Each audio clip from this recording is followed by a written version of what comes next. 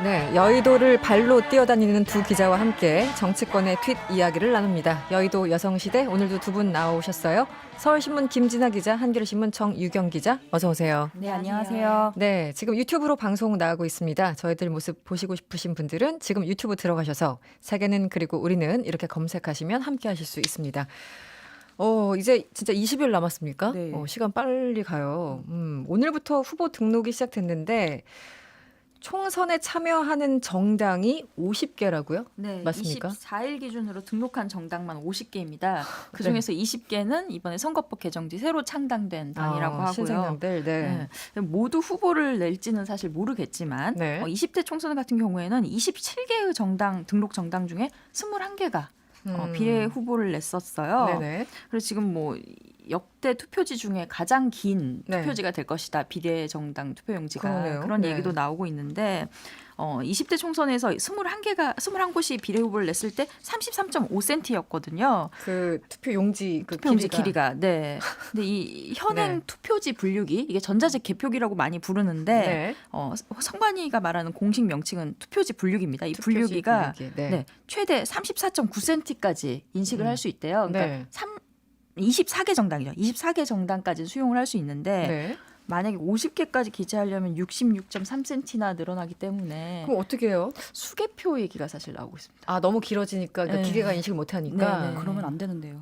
좀 늦어 발표가 이것도 늦어질 수 복잡해요. 그러면 있죠. 저희 퇴근이 그렇죠. 늦어지니까요. 퇴근이 늦을 수 있죠. 퇴근. 네. 이 나라의 중대한 사회에 이런 네, 사소한 네, 것으로. 네, 최근 너무 사소했어요, 지금. 네, 죄송합니다. 그런 상황 알겠습니다. 지금 뭐 양쪽 다 필승 결의를 다지고 있을 텐데 각 당 분위기 좀 들어보죠. 20일 남겨두고 먼저 여당부터 총선 뭐 목표, 슬로건 이런 건 어떤 겁니까? 오늘 슬로건이 좀 나왔는데요. 그게 국민을 지킵니다. 더불어민주당.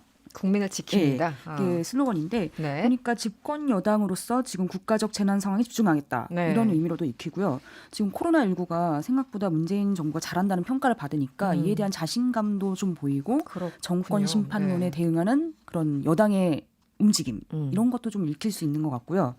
또 하나 이제 범여권으로 분류되는 이거 좀 사실 싫어하는데요. 네. 민생당하고 정의당에선 싫어하는 표현이지만 네, 그렇겠네요. 어찌됐든 범여권을 분류되는 이쪽 당들은 위정입니다. 아직 네. 슬로건이 아직 안 슬로건이 나오고요. 없습니다. 20일밖에 안 남았는데 아직도 슬로건을 못 정했어요? 그게 민생당은요 원내 3당이기도 한데 네.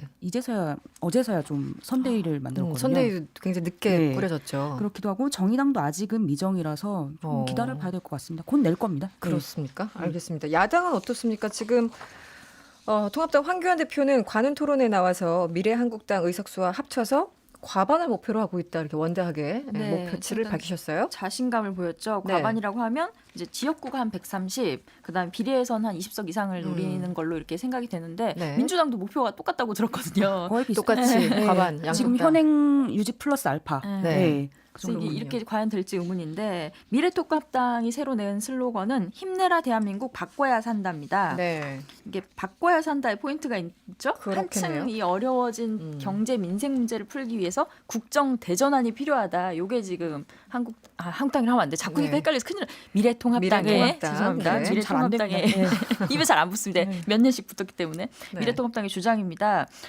실제로 미래통합당이 초반에 그 중국발 입국을 차단해야 된다. 마스크 공급 문제가 굉장히 차질이 많다. 이렇게 문제를 많이 삼았었는데 그랬었죠. 네. 이게 무능 정부 심판론이었거든요. 네. 근데 이게 제대로 지금 잘 먹히지 않고 있죠. 음. 그래서 이제는 경제 심판론을 좀 내세우는 것 같습니다. 네. 오늘 선대위 회의에서 박형준 선대위원장이 네. 이 정권이 코로나 위기를 정치적으로 올라타서 과거 3년의 실정을 숨기려 한다.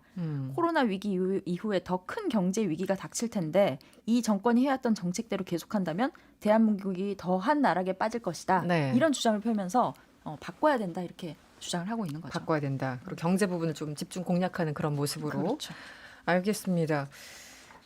그나저나 미래통합당 제가 여쭤보고 싶었어요. 오시면 김종인 네. 전 위원장 드디어 성공 영입을 했어요.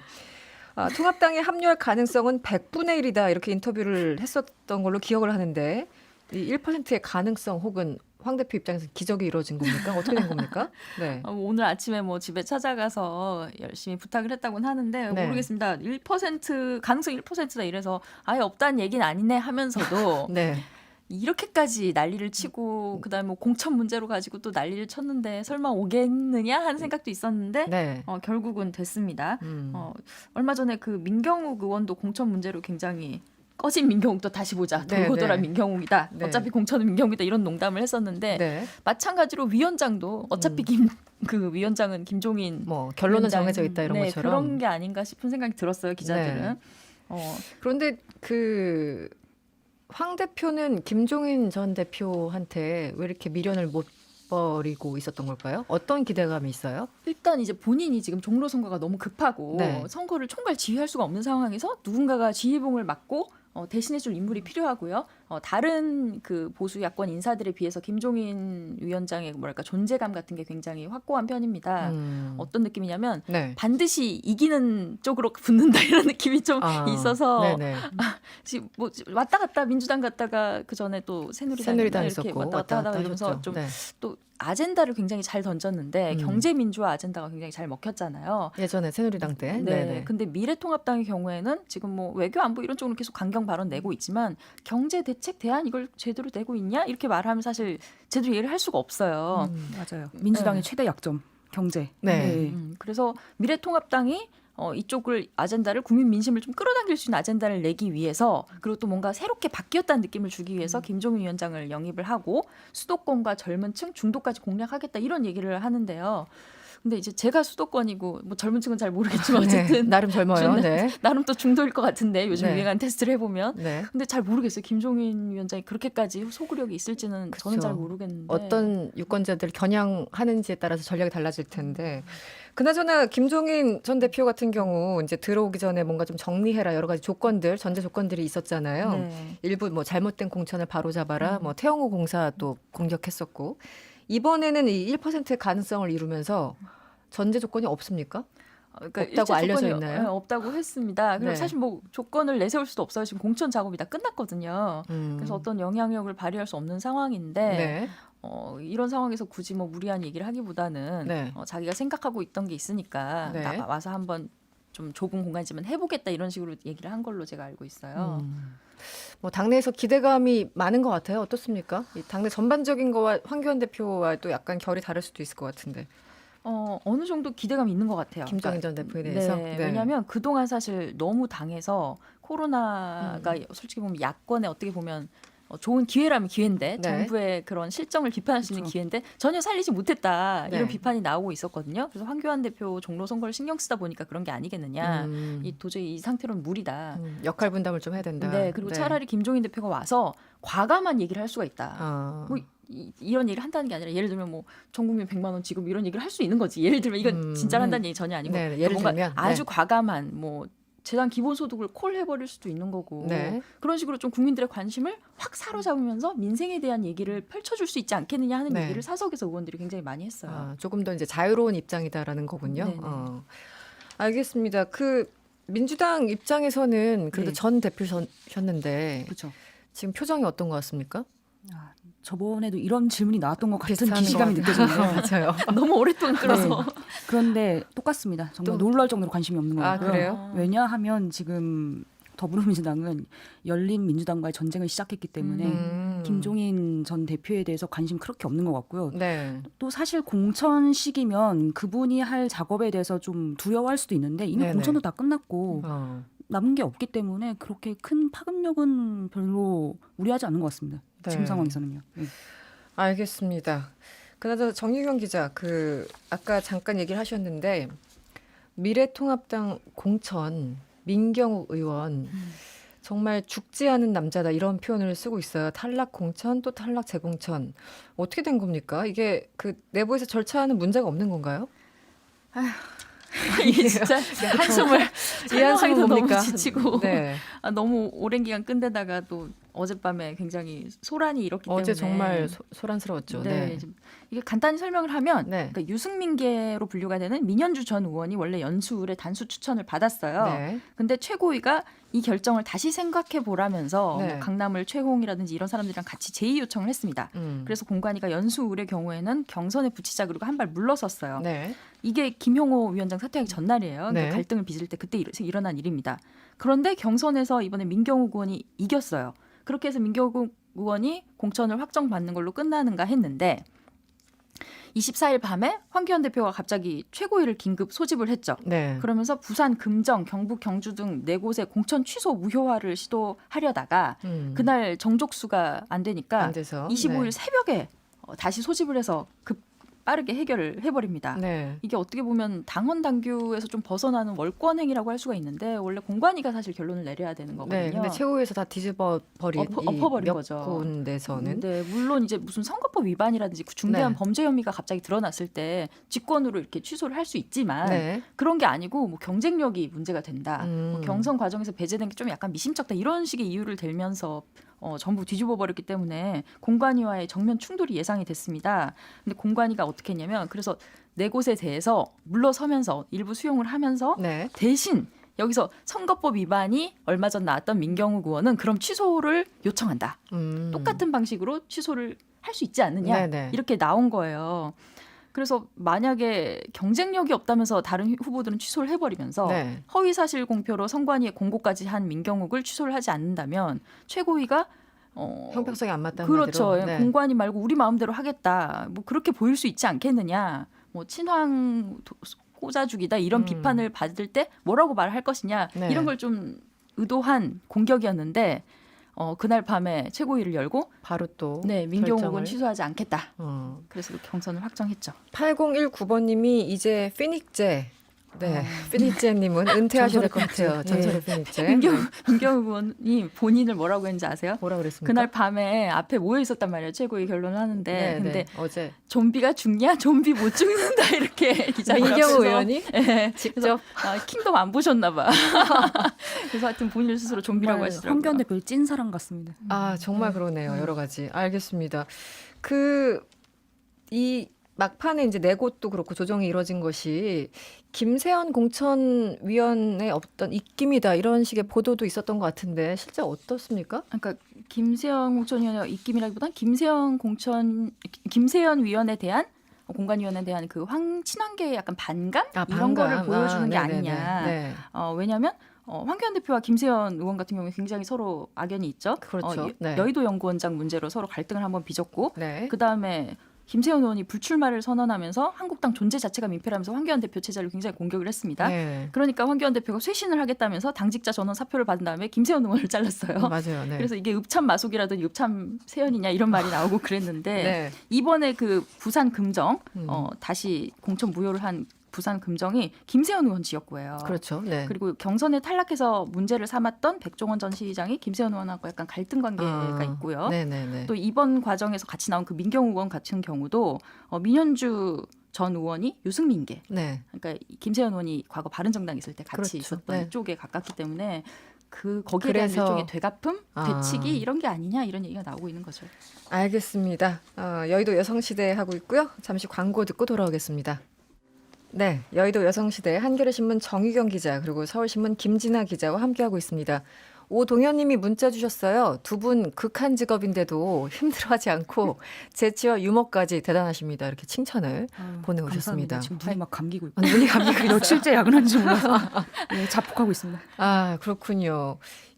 요즘 이제 공천을 보면은 이제 흐름, 그 당에서 네. 무슨 생각을 하는지 뭐 흐름도 그렇죠. 잡히고 또 전반적인 이 분위기를 알 수 있는데, 이게 참 눈에 띄었어요. 손학규 대표가 비례대표 2번으로 출마를 하신다고요? 그리고 서청원 의원도 지금 8선이시잖아요. 네. 현역 국회의원 가운데 최다선, 최고령인데 이분은 또 우리 공화당의 비례대표 2번을 받았고 이게 어찌 된 일입니까? 그 2번이라는 의미가요. 네, 남성은 2번이고 여성은 1번을 받거든요. 네, 홀짝. 홀짝이 해서. 일정- 1번은 정확하잖아요. 반드시 여성을 받게 네. 네네. 2번이란 건 사실 1번이라는 얘기랑 똑같은 거기 그러네요. 때문에 네.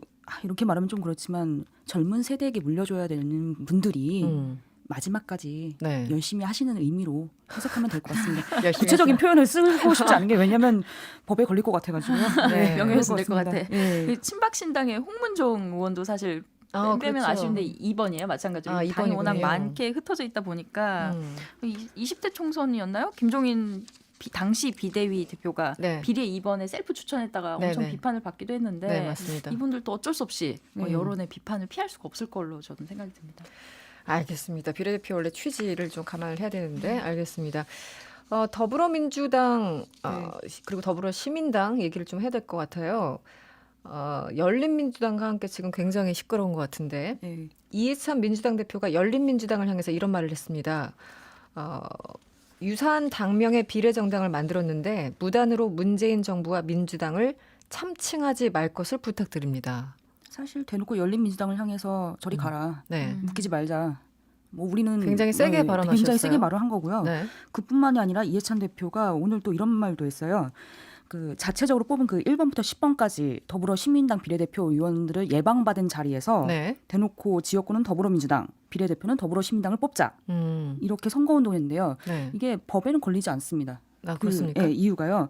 선거법상 후보자는 다른 정당이나 다른 후보자를 위한 선거운동을 할 수 없게 돼 있는데 네. 이분은 불출마를 했기 때문에 해도 됩니다. 이해찬 대표는 황교안 불출마하니까 대표는 하면 안 됩니다. 하면 안 됩니다. 질문 그쵸. 나오면 네. 피해갑니다. 그래서 이해찬 대표가 총대를 메고 대놓고 이제 홍보 활동을 시작한 걸로 보입니다. 네. 지금 상황에서는요. 그래도 약간 좀 유사 정당 뭐 이런 이미지가 좀 있었는데 왜냐하면 정봉주 전 의원 그리고 지금 무소속이지만 손혜원 의원이 이제 네. 주도하고 있는 거라서 도대체 어떤 관계인가 궁금하다 하시는 분들이 참 많았었는데 뭐 이해찬 대표가 이렇게까지 얘기를 할 정도면은 이게 어떤 뭐 앙금입니까 아니면 어떤 겁니까? 어떻게 보십니까? 왜 오늘 이렇게까지 발언을 했을까요? 리얼미터 지지율을 보니까 확실하게 알겠더라고요. 지지율. 그게, 네. 지지율을 보니까요. 그 더불어민주당에 투표하겠다는 응답자는 네, 지난주 대비 9.1% 포인트나 낮아진 28.9%가 됐고요. 네, 미래통합당 위성정당인 미래한국당 1.4% 포인트 하락한 28% 거의 비슷한 거의 거죠. 비슷하네요. 네. 네. 여기에 3위가 열린민주당인데 처음 등장했는데도 11.6%가 나온 거죠. 그러니까 원래는 이 퍼센트가 더불어 시민당으로 가야 되는데 네. 열린민주당을 가니까 뺏긴 거죠. 그만큼 그만큼 뺏기고 그만큼 의석수가 없어질 거기 때문에 이해찬 대표로서는 경계를 가장 심하게 할 수밖에 없는 상황입니다. 저도 뭐 각 당 그 지지율 유심히 바라보고 있는데 열린민주당 같은 경우는 이 처음으로 여론조사에 등장한 거잖아요. 그래서 네. 좀 인상적인 수치가 나온 거는 분명히 보여요. 방금 말씀해주신 김진아 기자가 언급한 비례대표 정당 투표 조사 결과는요. 리얼미터가 TBS 의뢰로 지난 23일부터 25일까지 전국 18세 이상 유권자 1,518명을 대상으로 전화조사를 했습니다. 응답률은 5.3%에 표본 오차는 95% 신뢰 수준에서 플러스 마이너스 2.5%포인트였습니다. 자세한 내용은 리얼미터 또는 중앙선거 여론조사심의위원회 홈페이지를 참조하시면 됩니다. 정 기자, 통합당에서는 이 조사 결과를 보면서 뭐 어떤 표정을 짓습니까? 기본적으로 이제 통합당에서는 여당에 대한 지지가 여론조사에 좀 지나치게 과대하게 나타나는 경향이 있다. 샤이 보수라고 하죠. 그러니까 안 잡힌다. 네, 응답을 좀 적극적으로 하지 않는 네. 그런 사람들이 많다. 여론조사만 봐서 알 수 없다. 이런 기대감을 좀 갖고 있고요. 그럼에도 불구하고 이제 두 개 어떻게 보면 위성 정당이 나온 거잖아요. 네네. 이거에 굉장히 좀 긴장을 하면서 공세를 퍼붓고 있죠. 네. 그리고 저도 좀 궁금한 건데 네. 이렇게 두 개가 쌍끌이를 하면 오히려 더 좋은 게 아닌가 싶기도 하고 어차피 그러니까 네. 통합당 쪽에서 하는 말은 어차피 둘 다 같은 계열 아니냐. 그렇게 네, 말을 이해찬 대표 하더라고요. 이런 말을 했었거든요. 민주당을 탈당한 사람들은 그쪽에서 나가서 선거를 치는 사람을 절대 받아주지 않겠다라고 선을 긋긴 했지만 역시 또 사람이 급하고 미급하다 그러니까 보면은 정부 연기다 네, 이러는 거죠. 뭐. 네, 언젠간 그럴 수도 있긴 하겠지만 네. 지금 완전히 선을 그었기 때문에 다른 정당이라고 보는 게 더 맞는 것 같습니다. 지금은 지금에서는. 이런 발언까지 예. 나왔습니다. 그러니까 이 퍼센테이지가 플러스 이렇게 해서 같이 올라가면은 이렇게까지 발언이 안 나왔을 안 수 나오는데 있는데 뺏겼거든요. 뭐 9점 네. 몇 퍼센트가 이제 내려가니까 이런 발언이 나왔다. 그렇게 해석이 가능하다. 어쨌든 지지율이 두 자릿수로 나와서 그런지 열린민주당 이끌고 있는 손혜원 의원 지금 흥분을 감추지 못하고 있습니까? 굉장히 고무된 그런 기운이 느껴졌고요. 어떤 발언을 했어요? 어떤 발언이냐면요. 그 손혜원 의원은 이제부터다.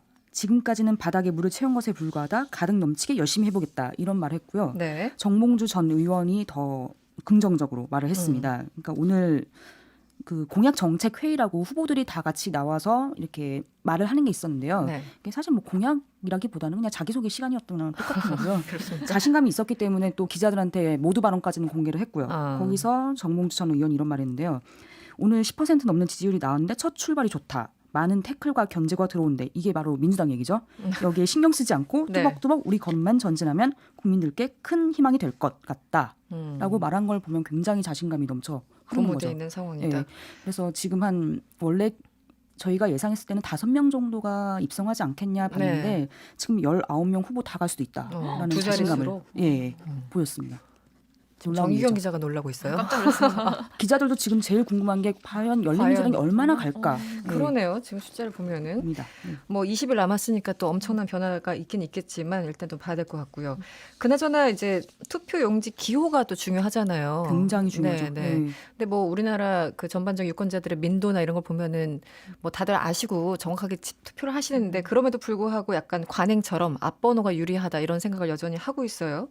그래서 민주당도 의원을 이제 파견을 네. 시작을 했죠. 몇 명 갔습니까 지금? 지금 심기준, 재윤경, 정은혜 비례대표 의원이거든요. 이분 3명은 제명돼서 갔고요. 네. 지역구 의원인 이종걸, 신창현, 이규희, 이훈 이 4명 의원이 가서 그러니까 네. 7명이 갔는데 7명. 내일까지 후보자 등록 기간이기 때문에 조금 더 갈 수 있지 않겠냐라는 예측이 나옵니다. 지금 열심히 설득 중이고요. 특히 원혜영, 손금주, 윤일규 지역구 의원이 있는데 네네. 이분들을 열심히 설득하고 있다고 들었습니다. 뭐 네. 불출마한 의원 예, 등등 불출마, 해서 컷오프 컷오프까지. 된 의원들 중에서요. 예. 그러면 뭐 한 지금 일단 7명 갖고 한 10명 보낸다고 하더라도 네. 뭐 1, 2번은 아니잖아요. 그래도 그게 정말 굉장히 숫자가 애매하고 정말 복잡한 게요. 우리나라 선거법상에 지금 보면은 민생당이 1번이고 1번이라고 보면 안 돼. 민생당이 첫 번째 칸, 두 번째 칸이 첫 번째 이제 미래한국당, 세 번째 칸이 정의당 이렇게 가는데 네 번째 칸이 지금 현 상황에서는 더불어 시민당이 될 수 있거든요. 네. 근데 4번보다는 네 번째보다는 세 번째가 낫지 않겠습니까? 정의당은 앞서는 게 좋죠. 네, 네. 그렇게 되려면 선거법상에 5명의 지역구 의원이 필요한데 지금 4명밖에 없거든요. 아까 말씀하신 예. 4명. 그래서 한 명이 더 가주면 정의당을 앞설 수 있기 때문에 한 명의 숫자가 내일까지는 굉장히 중요합니다. 그렇겠네요. 예. 김진아 기자가 지금 첫 번째 칸을 민생당이 차지할 거라고 했는데 네. 지금 20명이긴 한데 또 붕괴될 수 있습니다. 지금 지금 네. 의총이 좀 이따 열려요. 네. 오늘요? 제가 의원 제명을 하고 이따 밤 9시 정도에 미래통합당의 의원을 미래한국당으로 보내기로 했는데 여기서 만약에 10명을 보내면 저기 민생당 앞설 수 있습니다. 그럼 1번 첫 번째 칸 1번이 아니죠. 1번 네. 아니고 첫 헷갈립니다, 번째 이게. 칸을 받을 수 있는데 네. 어떤 걸 기대하냐면 일단 교섭단체가 돼서 73억의 교섭단체 보조금을 받는 걸 노리고 있고 73억. 네, 왜냐하면 민생당이 지금 많죠? 교섭단체에서 네. 더 탈당을 해서 더 이탈을 하면 3개의 교섭단체만 남을 때 미래한국당이 교섭단체 들어오면 73억을 받을 수 있어요. 그렇군요. 그걸 첫 번째로 노리고 있고 네. 번호도 1번이 되는 게 3% 정도 지지율이 더 나올 거라고 본답니다. 민생당도 지금 뭐 만약에 계속 의원들이 나가면 20석 밑으로 내려갈 수 떨어질 수 있다. 있는 거죠. 예. 떨어질 수 충분히 있는데 그 시기가 이제 내일 오후 6시까지 후보 등록 기간까지 쪼개지면은 정해지는 겁니다. 아예. 그렇죠. 내일까지 하고 이제 그 이후에 숫자를 해서 네. 그 원내 교섭단체인지 그때 아닌지를 기준을 시점으로 해가지고 이제 계산을 하는데 네. 내일 전에 쪼개지면 이제 지금까지 끝나는 거죠. 정당 네. 기호도 안 나오고 순서도 안 나오고 정말 이게 정말 카오스인 것 같아요. 엉망진창입니다. 아주. 네. 기사를 너무 힘들어. 밤 9시 의총하고 말이야. 맨날 법 찾아보고요. 선거법 네. 이게 맞나? 네. 기자들끼리 막 안 되는 머리를 막 굴려가면서 물어봐도 이해도 안 가고요. 네. 기사를 굉장히 네. 쉽게 쓰는 갑자기 편입니다. 하소연 참고로. 분위기가 되고 있어요. 네. 새벽 6시 반에 회의도 하시고. 네. 그나저나 민주당도 참 멋쩍을 것 같아요. 이 의원들 이제 보내고 할 때 뭐 거대한 사개극 이렇게 네. 비판을 했었는데 같은 그 경로를 걷고 있잖아요, 지금. 민망할 거라고 생각하시는데 생각보다 민망한 것 같지가 않습니다. 아, 그래요? 예, 기자들이 열심히 비판 기사를 쓰는데 네. 별로 그렇게 개의치 아랑곳하지 않은 않아요. 느낌이 드는 게요. 제가 이렇게 정리를 해봤어요. 이해찬 민주당 대표가 1월 10일 최고위원회에서 정확하게 이런 말씀하셨거든요. 네. 국민의 투표권을 침해하고 결국 정치를 장난으로 만드는 것. 이렇게 말씀을 했는데 결국에 뭐 이번엔 민주당은 지역구는 민주당, 비례대표는 더불어 시민당을 뽑아달라. 본인의 입으로 또 예, 이제 그렇게 얘기를 말씀을 했으니까. 하셨죠. 예. 알겠습니다. 여기저기 민망한 상황들. 오늘은 여기까지 들어야 되겠네요. 여의도 여성시대였고요. 한겨레신문 정유경 기자, 서울신문 김진아 기자였습니다. 오늘 고맙습니다. 네, 고맙습니다.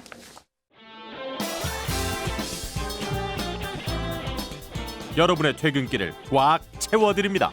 평일 저녁 6시 5분 이승원의 세계는 그리고 우리는